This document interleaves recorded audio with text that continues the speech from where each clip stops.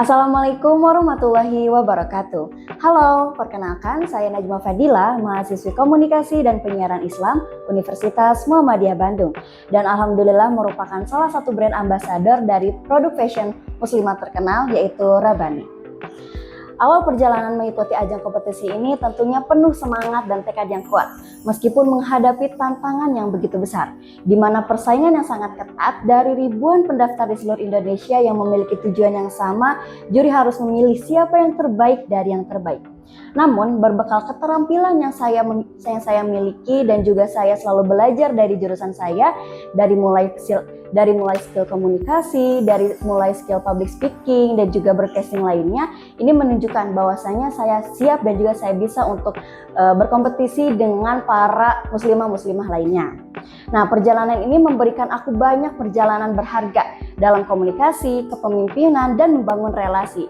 Dan poin intinya, ajang ini tidak hanya menjadi ajang seremonial semata, tetapi ajang kompetisi ini adalah ajang di mana saya dapat memberikan kebermanfaatan bagi masyarakat luas, di mana saya dapat memberikan poin-poin positif Islam kepada masyarakat luas, dan tentunya memberikan dampak kebermanfaatan bagi masyarakat luas. Kompetisi ini membuka cara pandang aku dalam melihat para muslimah untuk berfashion, bahwa ternyata perempuan bisa loh tampil cantik dan modis tanpa harus mengorbankan prinsip syar'i. Awalnya aku merasa bahwa ada batasan dalam memilih busana yang sesuai dengan kaidah Islam. Tapi justru fashion syar'i bisa memberikan aura-aura positif dalam diri kita, aura-aura yang dapat memberikan para muslimah lainnya juga nyaman dan juga memberikan rasa keanggunan untuk para muslimah lainnya. Aku jadi belajar bahwa makna cantik sebenarnya sangat relatif dan tidak hanya diukur dari penampilan fisik semata. Aku menyadari bahwa kecantikan sejati datang dari dalam diri kita, yaitu melalui rasa percaya diri yang kita miliki dalam diri kita sendiri. Dan kemampuan untuk menerima diri apa adanya. Aku merasa bahwa kecantikan bukan tentang mengikuti stereotip orang lain atau masyarakat luas, tetapi tentang bagaimana seseorang merasa nyaman dan bahagia dengan dirinya sendiri. Ini juga membuka pemahaman aku bahwa seorang perempuan bisa loh terlihat cantik tanpa harus merasa insecure.